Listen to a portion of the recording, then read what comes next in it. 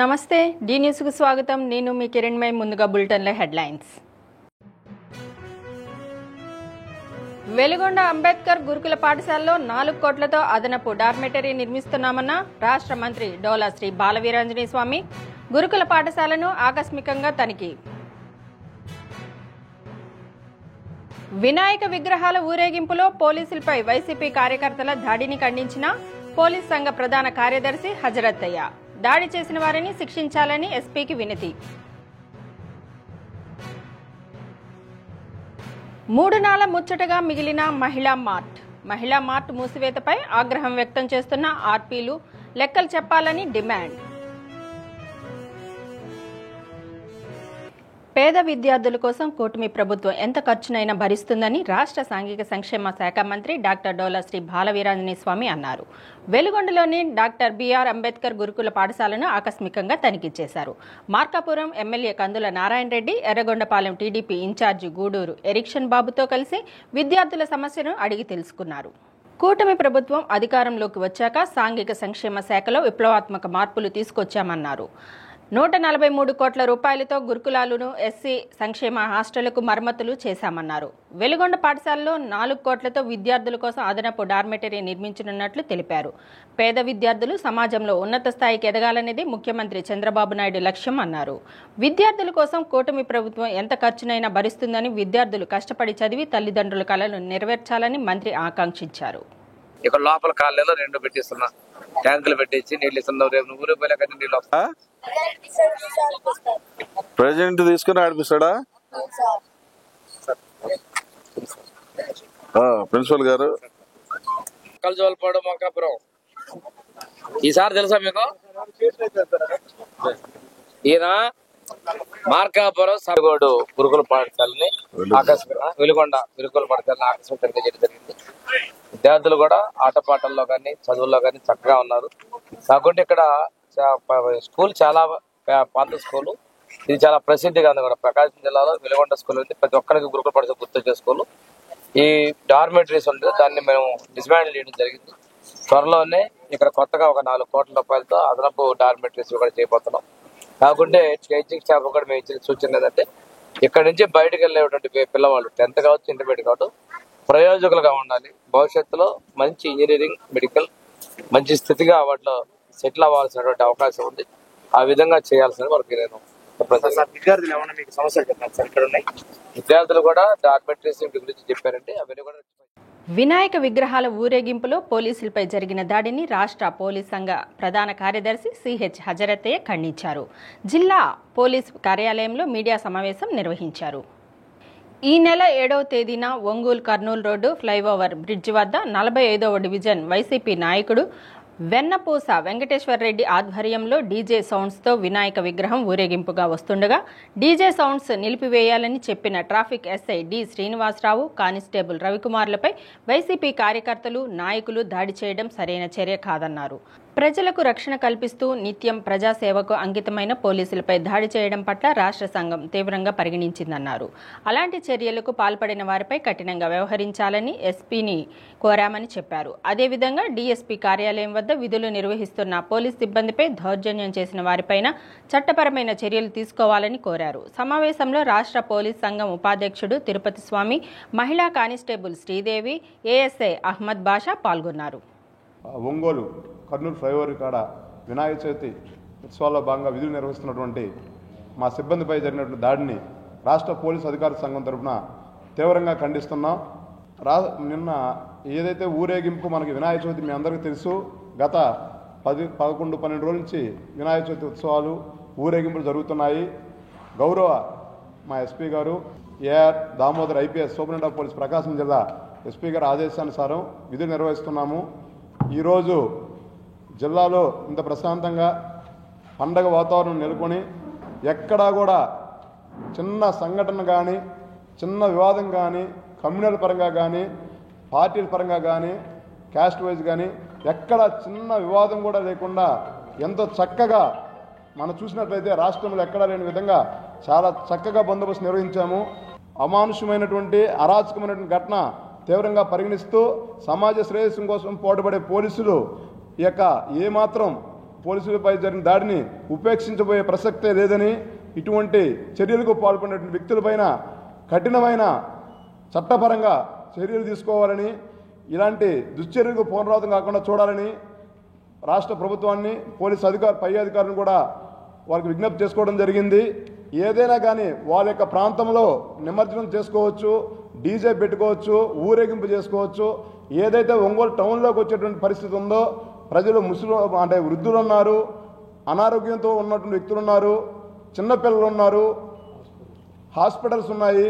వీటి మీదుగా DJ allow చేయకుండా, అంటే నెంబర్ ఆఫ్ విగ్రహాలు ఇస్తూ టౌన్లో పోతుంటే పబ్లిక్ ఇబ్బంది కలిగేటువంటి పరిస్థితి ఉందని ఆ యొక్క డీజేని ఆపి వాళ్ళ యొక్క డివిజన్ పరిధిలో చేసుకోవచ్చు, వాళ్ళ యొక్క గ్రామాల్లో చేసుకోవచ్చు. కానీ టౌన్లో పబ్లిక్ ఇబ్బంది కలగకుండా ఉండాలనే ఉద్దేశంతో అన్ని బొమ్మలు అందరికి సంబంధించిన అందరికీ కూడా కొన్ని నిబంధనలు పెట్టుకొని ఆ నిబంధనల ప్రకారం టౌన్లోకి యొక్క డీజేలు అలౌ చేయకూడదని నిర్ణయం తీసుకోవడం జరిగింది. ఆ డీజేలో ఉన్నటువంటి డీజేతో పడిన ఎవరైతే కుర్రవాళ్ళు ఉన్నారో, యువకులు ఉన్నారో, వాళ్ళు మద్యం తాగి కానిస్టేబుల్ తోటి, ఆ యొక్క ఎస్ఐ గారితో అంటే అనరాని మాటలు అంటూ వాళ్ళ మీద కొట్టడము, దాడి చేయడం జరిగింది. మీరందరూ కూడా చూశారు. ఇది పోలీసులపై తిరగబడ్డం అనేది మనం అసలు దాన్ని సహించేటువంటి సంఘటన కాదు. కాబట్టి వీరిపైన కఠినమైన చర్యలు తీసుకోవాలని చెప్పి మా యొక్క పోలీసు అధికారుల సంఘం తరఫున గౌరవ ఎస్పీ గారిని, అలాగే మా గౌరవ డీజీపీ గారికి కూడా తెలియజేయడం జరిగింది. రాత్రింబవళ్ళు మీరు మిగతా డిపార్ట్మెంట్స్తో పోలిస్తే ఎండనగా, వాననగా, రాత్రనగా, పగలనగా నిత్యం కుటుంబాన్ని కూడా వదిలిపెట్టి మా ఎస్పీ గారు ఇచ్చిన రోజు నుంచి వినాయక చవితిలో మా భాష గారు చెప్పినట్టు ఈ యొక్క ఇన్ని కమ్యూనల్ పండుగలు వచ్చినా కూడా ఎటువంటి చిన్న సంఘటన మన జిల్లాలో జరగకుండా సమర్థవంతంగా మా సిబ్బంది పనిచేశారు. వాళ్ళ ఆరోగ్యాలు కూడా, కుటుంబాన్ని కూడా వదిలేసి ఇటువంటి వాళ్ళకి ఈ యొక్క మీరందరూ కూడా మీ ద్వారా ప్రజలకు తెలియజేసిందంటే ప్రజల మద్దతు మాకు కావాలి. ప్రజలందరూ కూడా ఈ యొక్క చర్యను ఖండించాలని మనస్ఫూర్తిగా కోరుకుంటున్నాం. టౌన్లోకి రానివద్దు అని ముందుగానే పర్మిషన్ ఇవ్వడం జరిగింది. కానీ అది ఉల్లంఘించి మీరేం చేస్తారు, డ్యూటీలో పక్కకు పోండి, ఏం చేస్తారు మీరని ఉన్న సిబ్బందిపై దర్జనం చేయడం చాలా బాధాకరం అనిపిస్తుంది. ఈరోజు రాష్ట్రం మొత్తం మీద పోలీసు ఎంత కష్టపడుతున్నారో మీకు అర్థంగా తెలుసు. అలాంటి వారిపైన ఇంత దౌర్జన్యంగా ప్రతి విషయంలో పోలీసులను ఇన్వాల్వ్ చేసి వారిని ఇబ్బంది పెట్టడం ఇది మంచి పద్ధతి కాదని ప్రజలకు కానీ ఇలాంటి అల్లరి మొక్కల్ని కానీ హెచ్చరిస్తున్నాము. మళ్ళీ ఇలాంటి విషయాలు జరగకుండా చూడాలని రాష్ట్ర పోలీస్ అధికార సంఘమున అందరూ డీజీపీ గారికి కానీ అందరికీ వినతి పత్రాలు ఇస్తాము. జిల్లాలో పనిచేయుచున్న ఏ కార్యాలయంలోనైనా, ఏ శాఖలోనైనా 10 మంది లేదా అంతకంటే ఎక్కువ మంది మహిళా ఉద్యోగులు ఉంటే ఖచ్చితంగా లోకల్ కంప్లైంట్ కమిటీని ఏర్పాటు చేసి సదరు వివరాలను ఐసీడీఎస్ పీడీకి అందజేయాలని డీఆర్ఓ చినఓబులేసు తెలిపారు. మహిళా అభివృద్ధి సంక్షేమ శాఖ మిషన్ శక్తి ప్రత్యేక అవగాహన కార్యక్రమాలు సంకల్ప అమలులో భాగంగా మీకోసం సమావేశం హాల్లో జిల్లా అధికారులకు అవగాహన కల్పించారు. పని ప్రదేశాల్లో మహిళలపై లైంగిక వేధింపుల వ్యతిరేక చట్టము 2013 గురించి అవగాహన కల్పించారు. ఇంటర్నల్ కంప్లైంట్స్ కమిటీ ఏ విధంగా ఏర్పాటు చేసుకోవాలి, ఎంతమంది సభ్యులు ఉండాలి, కమిటీ ఆవశ్యకతను గురించి వివరించారు. కార్యక్రమంలో జేసీ గోపాలకృష్ణ, వన్ స్టాప్ సెంటర్ జిల్లా అధికారులు పాల్గొన్నారు. Number of female employees are working and the following members were included in the committee. Name of the organization, contact number and email ID. అది రాయాలి. ఒక ప్రొఫార్మా ఇచ్చారు.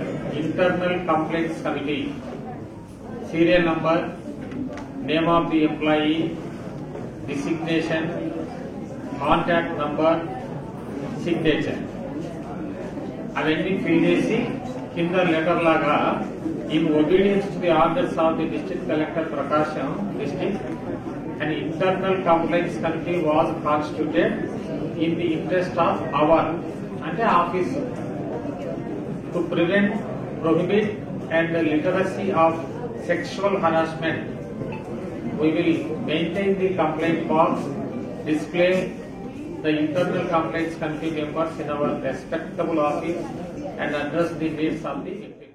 ప్రతి ఇన్స్టిట్యూషన్ లో కూడా మనకి ఇంటర్నల్ కమిటీ ఉండాలి.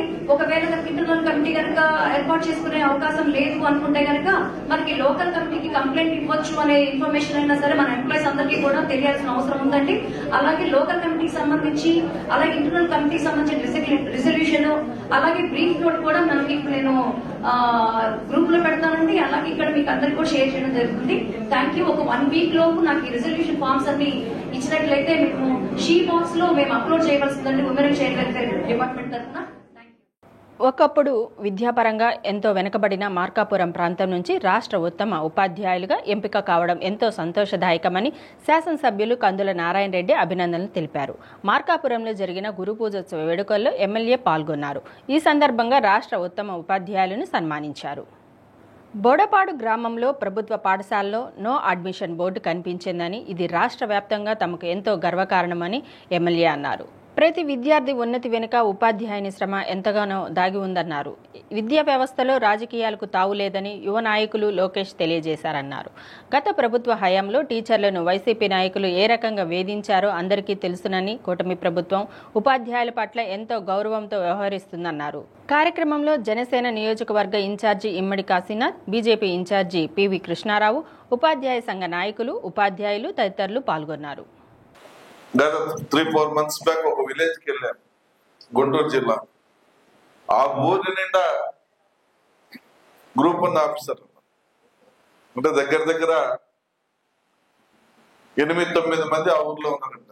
అంటే ఆ ఊరు చెప్పారు అంటే మోటివేషన్, ఒకళ్ళని చూసి ఒక ఆ మోటివేషన్ చేయగలిగే సత్తా మీకే ఉంది, మాకెవరికి లేదు. మీరే చేయగలరు. మీరు చెప్పేటువంటి తీరులోనే, మీరు నేర్పించేటువంటి పాఠంలోనే పిల్లవాడు డిసైడ్ అయిపోతాడు. ఏం కావాలా, భవిష్యత్తులో నేను ఏం నేర్చుకోవాలా, భవిష్యత్తులో నేను ఏం అవ్వాలనుకుంటున్నా అనే దాంట్లో వాళ్ళని అప్డేట్ చేసేస్తా ఉన్నాం. అయితే మాకు చదువులు చెప్పిన మా గురువులందరూ కూడా పై స్థాయిలో ఆలోచించలేదేమో అని మేము అనుకున్నాం. అందరు కూడా ఓ టీచర్ కావాలను, ఒక ఏఈ కావాలను. ఒంగోలులో మహిళా మార్టు మూతబడింది. క్రయ విక్రయాలకు సంబంధించి భారీ స్థాయిలో అవినీతి జరగడమే మార్టు మూతకు కారణమని తెలుస్తుంది. పర్యవేక్షణ చేయాల్సిన అధికారులే అవినీతికి పాల్పడటంతో మహిళా మార్టు స్థాపించిన 2 ఏళ్లకే మూతపడటం ఇప్పుడు చర్చనీయాంశంగా మారింది.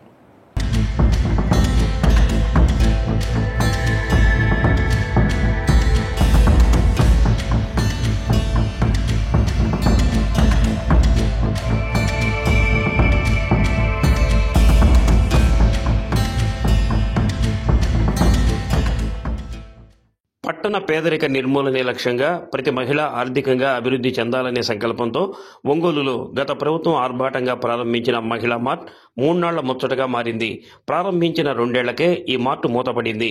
పొదుపు సంఘాల మహిళలు తయారు చేసే సరుకులు, తినుబండారాలను మార్టు ద్వారా విక్రయించి ఆదాయ వనరులు సమకూర్చాలనే భావంతో కొత్త కూరగాయల మార్కెట్ వద్ద నిరాశ్రయ కేంద్రంలో మహిళా మార్టును గత ప్రభుత్వం ఏర్పాటు చేసింది. జిల్లా మాజీ మంత్రి సుమారు 50 లక్షల రూపాయల వ్యయంతో ఈ మార్టును అందుబాటులోకి తీసుకురాగా పార్లమెంటు సభ్యుల నిధుల నుంచి 10 లక్షల రూపాయలతో పాటు పొదుపు మహిళల నుంచి 1500 రూపాయల చొప్పున వసూలు చేసి మార్టు కోసం కేటాయించారు. దీంతో నిత్యావసర వస్తువులతో పాటు అన్ని హంగులతో కూడిన సౌకర్యాలను మార్టులో కల్పించారు. మార్టును లాభాల బాటలో నడిపించేందుకు ఆర్పీలను సేల్స్ గర్ల్స్గా నియమించి బలవంతంగా పొదుపు మహిళలచే కొనుగోలు చేయించారు. అప్పట్లో మంచి లాభాల బాటలో నడిచిన మహిళా మార్ట్ నేడు వెలవెలబోతుంది.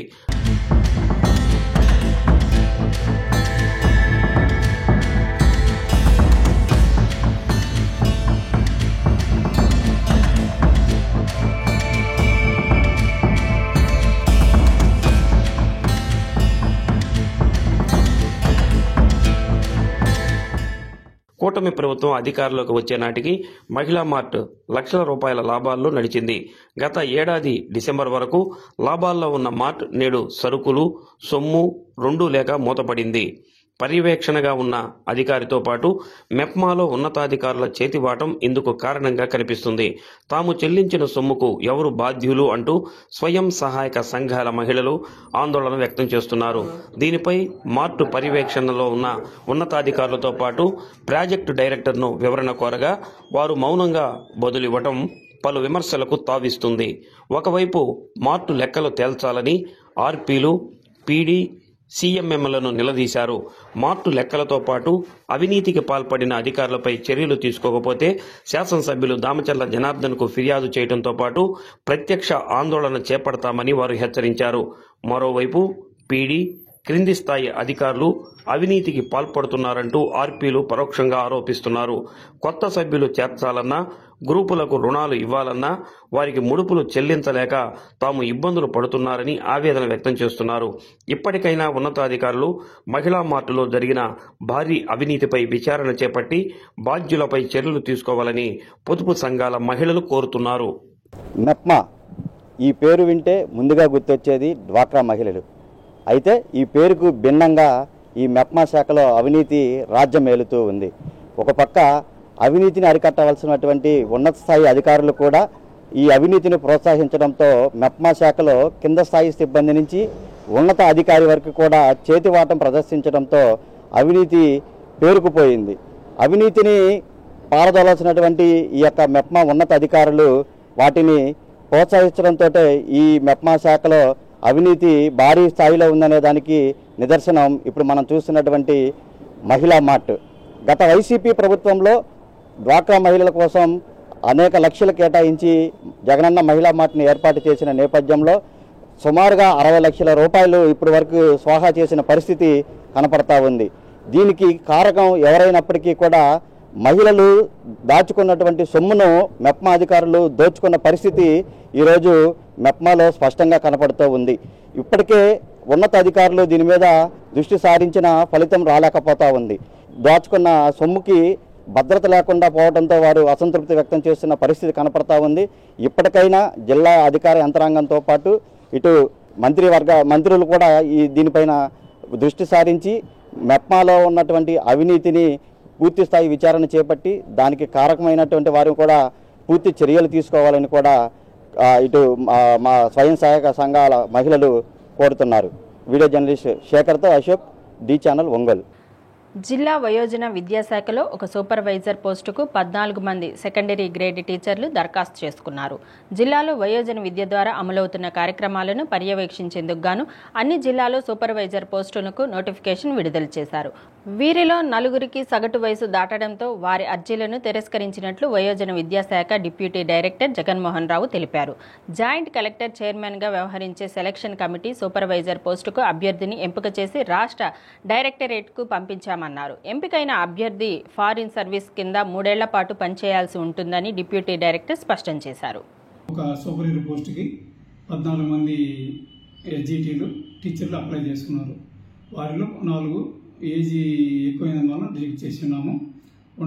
10 అప్లికేషన్లకి జేసీ గారు చైర్మన్, డిస్ట్రిక్ట్ సెలక్షన్ కమిటీకి నేను డిఓ గారు మెంబర్స్ని.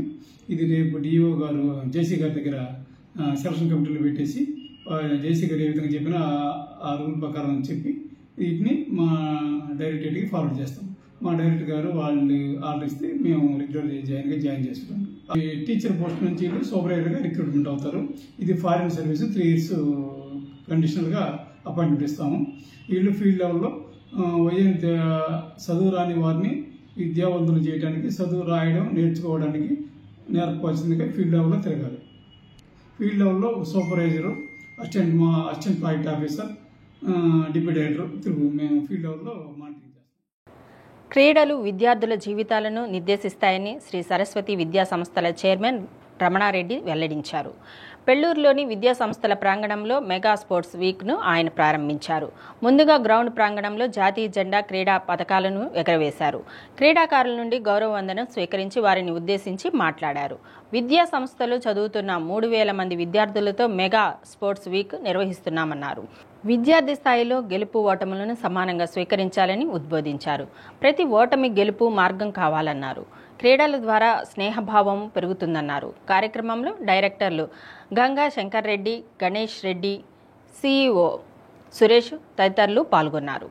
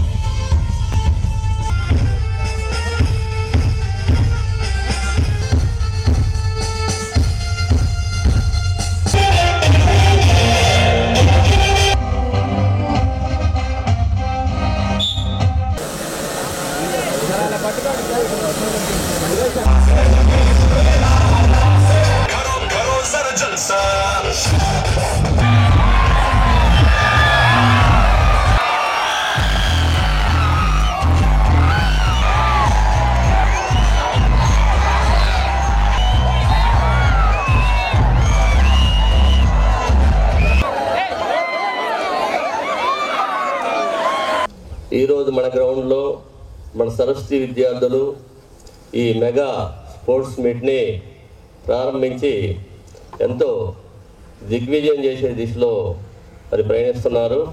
గేమ్స్ ఇంతమంది దాదాపు 3,000 మంది స్టూడెంట్స్ తోటి గేమ్స్ ప్రారంభించడం అనేది చాలా పెద్ద విషయము. నిర్ణయం తీసుకునేటప్పుడు చాలా డేర్ ఉండాలి. గణేష్ సారు, శంకర్ సారు పిల్లలు కోరిక మేరకు గేమ్స్ జరపాలి అనే పట్టుదలతోటి ఈ స్పోర్ట్స్ మీట్ స్టార్ట్ చేశారు. ఈ స్పోర్ట్స్ మీట్ స్టార్ట్ చేయడం అంటే ఎంత కష్టమంటే వీళ్ళతో పాటు 300 మెంబర్ స్టూడెంట్స్ 1 వీక్ నుంచి ఈ కార్యక్రమాల్లో ఉండి మరి ఇంత దిగ్విజయం చేయడానికి ఈ ఏర్పాట్లు చేశారు. ఈరోజు ఓడిపోతారు, రేపు గెలుస్తారు, మరలా ఓడిపోతారు, మరలా గెలుస్తారు. అంటే ఈ గేమ్స్ అనేవి ప్రతిరోజు జరుగుతుంటాయి కాబట్టి మనకు ఎక్కువ అవకాశాలు ఉంటాయి కాబట్టి మరి ఈరోజు ఓడిపోయి రేపు గెలిచినప్పుడు ఈరోజు ఓటమిని మర్చిపోయి గెలుపు మీద ధీమా పెట్టేసి ప్రతిసారి గెలవడానికి ప్రయత్నం చేస్తూ ఉంటారు. ఉమ్మడి ప్రకాశం జిల్లాలోని గ్రామీణ ప్రాంత మహిళలకు టైలరింగ్ ఉచిత శిక్షణ ఇవ్వనున్నట్లు రూట్ సెట్ సంస్థ డైరెక్టర్ శ్రీనివాస్ రెడ్డి తెలిపారు. ఈ నెల 15 నుండి అక్టోబర్ 15వ తేదీ వరకు ఒంగోలు రూట్ సెట్ సంస్థలో శిక్షణ ఇస్తున్నామన్నారు. 19 నుండి 45 సంవత్సరాలలోపు మహిళలు తమ పేర్లను నమోదు చేసుకోవాలన్నారు. శిక్షణా కాలంలో ఉచిత భోజన వసతి సదుపాయాలు ఉంటాయని తెలిపారు. ఆసక్తి గలవారు కార్యాలయంలో సంప్రదించాలన్నారు. మన ఉమ్మడి ప్రకాశం జిల్లాకు చెందినటువంటి నిరుద్యోగ యువతీ యువకులకు 18 సంవత్సరాల నుండి 45 సంవత్సరాల లోపు వాళ్ళకు ఉచితంగా 64 కోర్సుల్లో ట్రైనింగ్ ఇస్తూ ఉంటామండి. ఉచిత భోజనం మరియు ఉచిత వసతి సదుపాయంతో ట్రైనింగ్ కల్పిస్తూ ఉంటామండి. దాంట్లో భాగంగానే ఈ నెల 15వ తేదీ నుంచి అనగా 15/9/2025 నుంచి 15/10/2025 వరకు ఉమెన్స్ టైలరింగ్లో 30 రోజుల పాటు ఉచితంగా ఉచిత భోజన సదుపాయం, ఉచిత వసతి సదుపాయంతో ట్రైనింగ్ ఇస్తున్నామండి.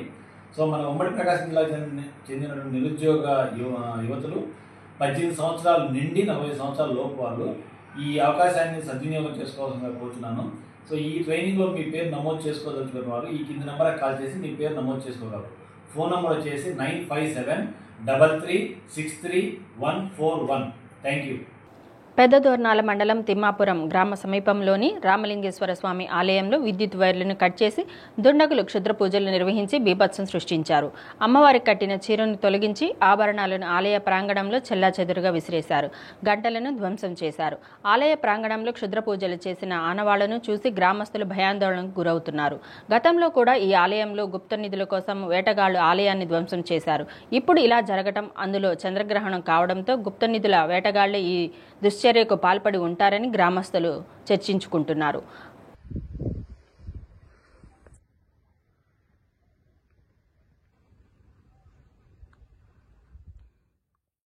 రోడ్ల వెంబడి పచ్చని చెట్లు ఉండాలని ఎంతోమంది వ్యయ ప్రయాసలతో సమకూర్చి చెట్లను పెంచితే ఒక్క గొడ్డలి వేటితో నేలమట్టం చేశారు.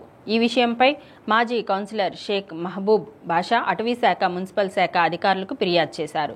2017 సంవత్సరంలో కౌన్సిలర్గా ఉన్న మహబూబ్ బాషా అద్దంకిలో పలు ప్రాంతాల్లో మొక్కలను నాటి 7 సంవత్సరాలు వాటిని కాపాడి పెద్ద చేశారు.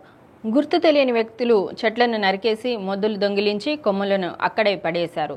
ఇకపై ఇటువంటి సంఘటనలు జరగకుండా అధికారులు తగిన చర్యలు తీసుకోవాలని మన్నం త్రిమూర్తులు కోరారు.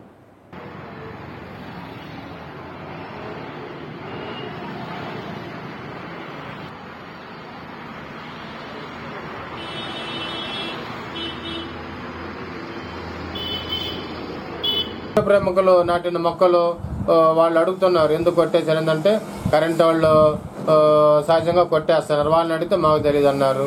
నగర కమిషనర్ అడిగితే మాకు తెలియదు అన్నారు. ఎందుకు కొట్టేస్తున్నారు ఈ వృక్షాలని? కాబట్టి పర్యావరణ పరిరక్షించాలంటే ముందుగా అధికారులు తగిన రూల్ పాస్ చేయండి. ఇక్కడ మొక్కలు వేయొద్దు. మొక్కలు వేసినా కూడా ఇక్కడ ఉపయోగం ఉండదు.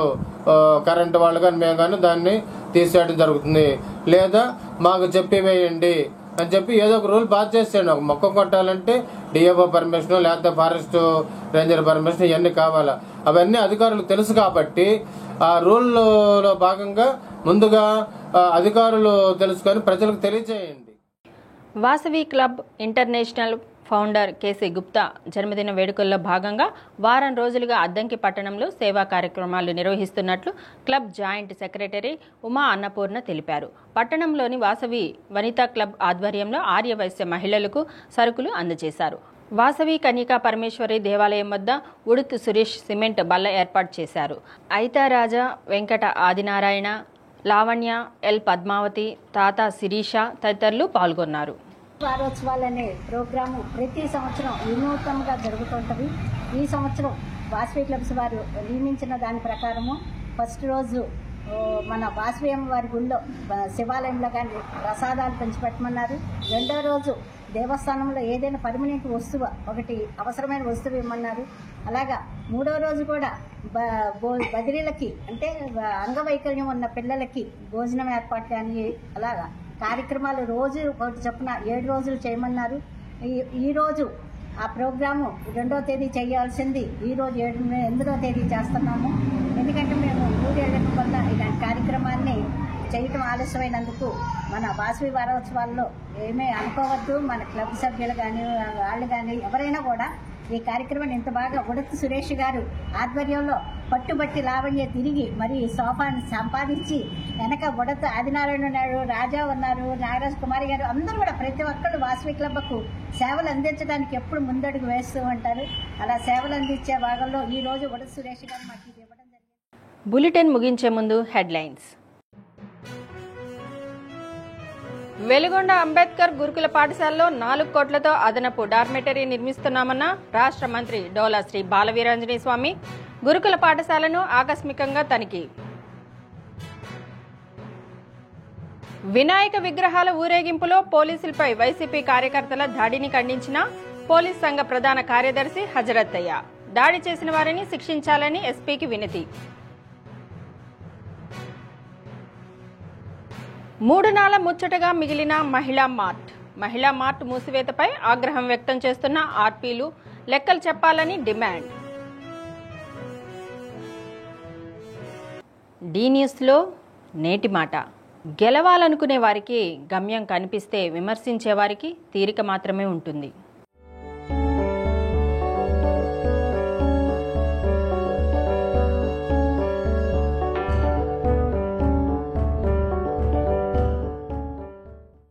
డి న్యూస్ ఇంతటితో సమాప్తం. నిరంతరం చూస్తూ ఉండండి డి న్యూస్.